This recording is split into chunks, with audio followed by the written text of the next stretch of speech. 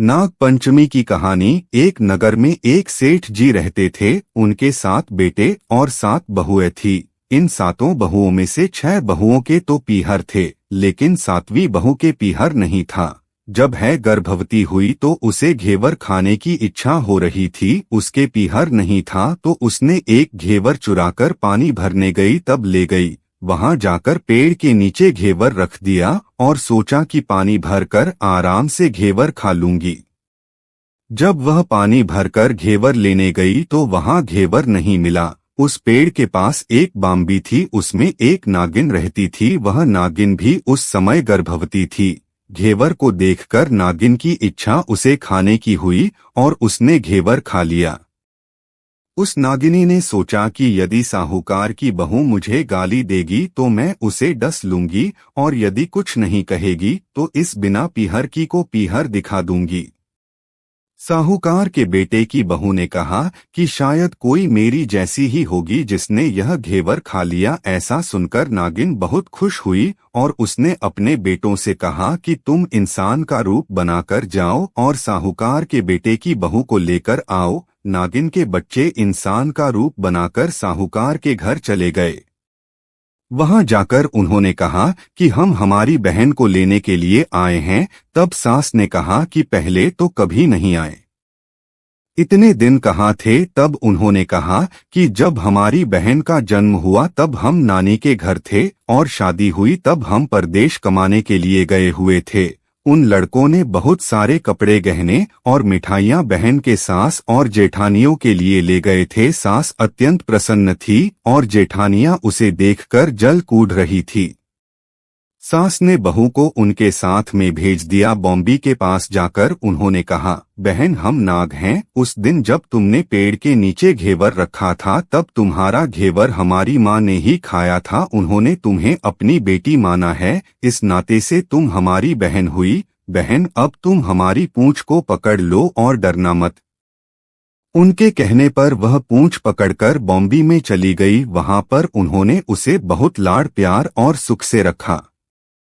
वहीं पर उसने एक लड़के को जन्म दिया। जब उसका लड़का थोड़ा बड़ा हुआ तब की बात है, पड़ोसन ने साहूकार के बेटे की बहू को सिखा दिया, अगर तू तेरी माँ की इतनी ही लाडली है तो तू तेरी माँ से कहना कि आज तो नागों को दूध में ही पिलाऊंगी। पड़ोसन का ताना उसे सहन नहीं हुआ। वह माँ से जिद करके नागों का दूध ठंडा करने लगी। अभी तक दूध ठंडा नहीं हुआ था, उससे पहले ही उसके बेटे ने घंटी बजा दी। घंटी की आवाज सुनकर छोटे बड़े सारे नाग दूध पीने के लिए दौड़ पड़े। जब उन्होंने दूध में मुंह लगाया तो बहुतों का मुंह जल गया। तब नाग क्रोधित होकर बोलने लगे कि हम बहन को काटेंगे। उसकी माँ ने उन्हें समझाते हुए कहा कि इसे मत काटो, यह तुम्हें आशीष देगी। तब साहूकार के बेटे की बहू ने कहा, ज्यो म्हारा नाग नागिनी, ज्यो म्हारा खड़िया औडिया बीर, बीर उठावे देखनी रो चीर, चीर तो फट जावपण, बीर जीता रेवे। थोड़े दिन बीत जाने के बाद पड़ोसन ने फिर से ताना मारा कि यदि तेरी माँ तुझ पर विश्वास करती तो तुझे 7वें कोटे की चाबी देती। उसने माँ से जिद करके चाबी ले ली और जब ताला खोला तो अंदर झूले में बाबा नाग झूल रहे थे। उसने बाबा नाग से कहा, सत सिया राम बाबा। उन्होंने कहा कि तूने सत सियाराम कर लिया वरना मैं तुझे डस लेता। तब उसने कहा कि आप तो मेरे पिता हो, मुझे कैसे डस सकते हो। और बोली, ज्यो नाग नागिनी, ज्यो वासुकी नाग, जीन मेरो लाड लड़ाया 9 करोड़ को हार।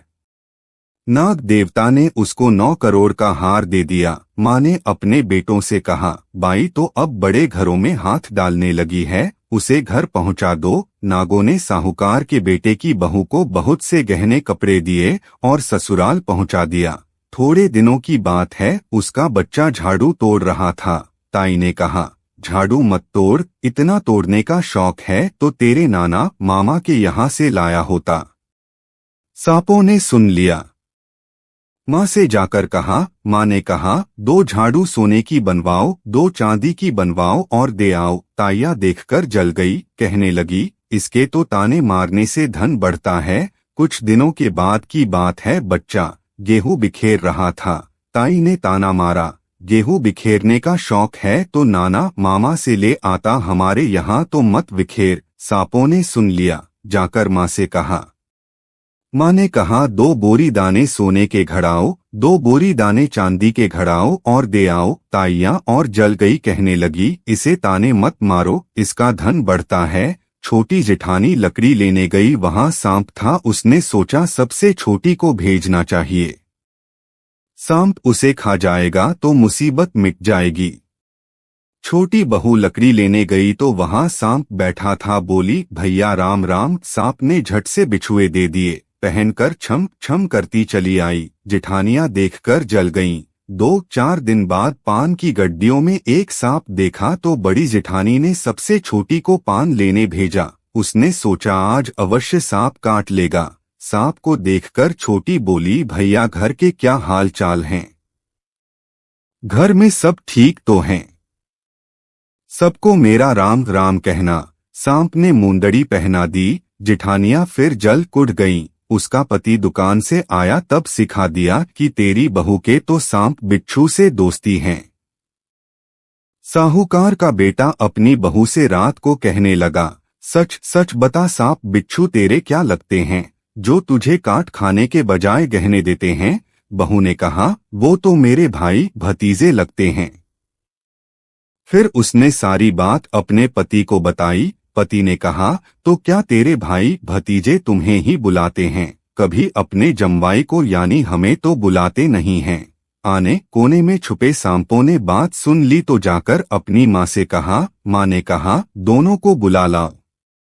वे इंसान का रूप बनाकर दोनों को व बच्चे को बुला लाए।